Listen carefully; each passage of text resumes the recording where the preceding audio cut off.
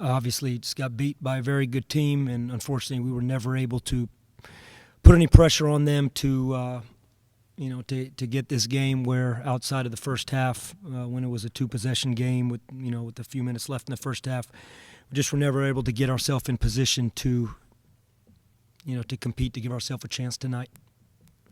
There's 17 turnovers in their fast break.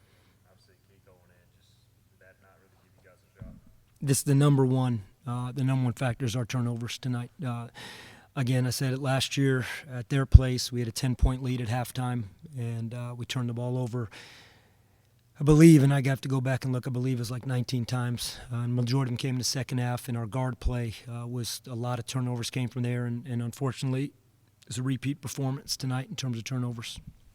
Coach, the way RJ played in that first half kind of really kept you guys in. How does that energy kind of become maybe more infectious with the guys? Man, it's a great question. We need more than RJ and Brandon scoring the basketball. It's really hard.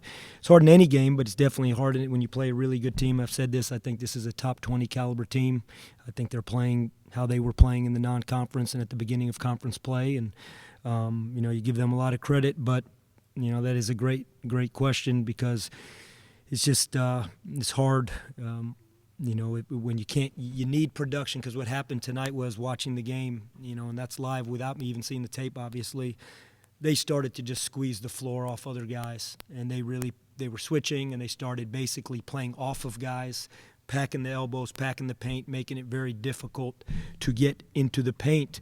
And what happens is that just allows basically, it's almost like it's not quite a double team, but it's almost like a 1.5 on a guy like RJ or a guy like Brandon, because they basically use like a rover type that's not guarding guys, and they can really just pack the area where those guys are on the court. So give them credit for doing that, but that's when other guys got to step up, and you got to make wide open shots, because if you make one or two wide open shots and they're playing like that, chances are they'll change that style of defense, and so that hurt us tonight.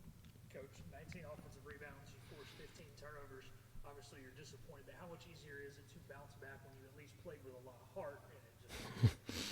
Oh, I don't know if that makes the bounce back any easier. I think that's a really disappointed locker room and a disappointed coaching staff right now. I think we felt like our preparation was there for this game. And, again, you give Memphis credit. I mean, they were dynamic tonight. I mean, even when we guarded well, some of the shots that they were making, their speed and transition is really something else. From a standpoint of the offensive rebounds, the only thing I could say is that I thought RJ and Brandon and the other guys and Ezra kept fighting to go chase down, obviously. But when you shoot 15% or 14% from three, there's going to be a lot of rebounds to be had. And, so at least our guys fought there. But as far as making that any kind of silver lining of a bounce back, we have to get better from this, obviously, and know that we're going to play a really good North Texas team on the road on Sunday. Coach, missed layups or shots in the paint.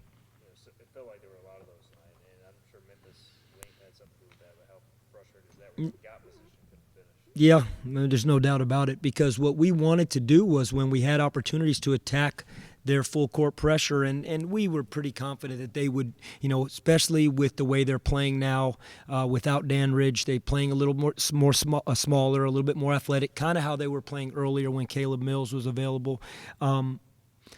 So we knew that they would put pressure, especially because of success they had pressuring our guards last year. So we had worked on that, and we actually had opportunities and scored a couple of them, but yeah, when you go attack and you get downhill and you get in the paint and you continually come up with nothing or misses, what it really also does, it ends up kind of igniting their fast break. And I thought it did that, and the numbers show it.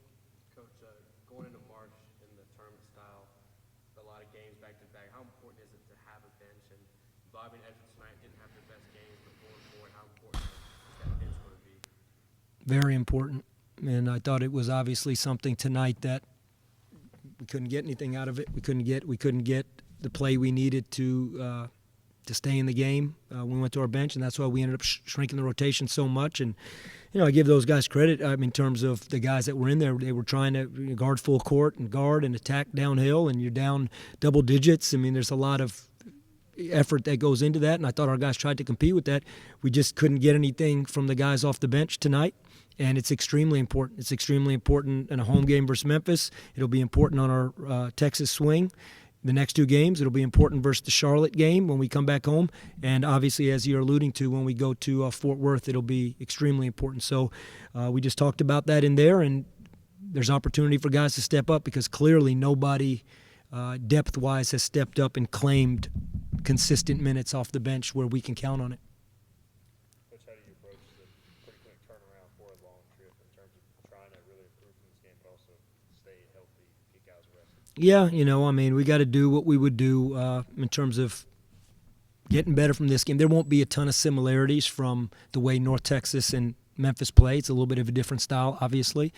So we'll look at this and be right at it. We'll have film tomorrow morning. We'll be right back at it, preparing in terms of where we have to be better, and then looking at a team that we know is a really good North Texas team that came in here and beat us in a gut-wrenching fashion. Early on in conference play. I think it was maybe the third game or so, like that, third or fourth game.